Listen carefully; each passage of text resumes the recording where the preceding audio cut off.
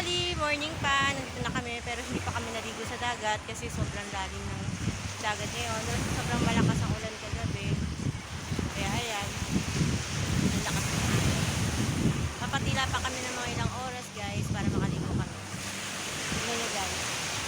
Ayan guys. Ang lalaki ng alon. Huwag ka lang maubo.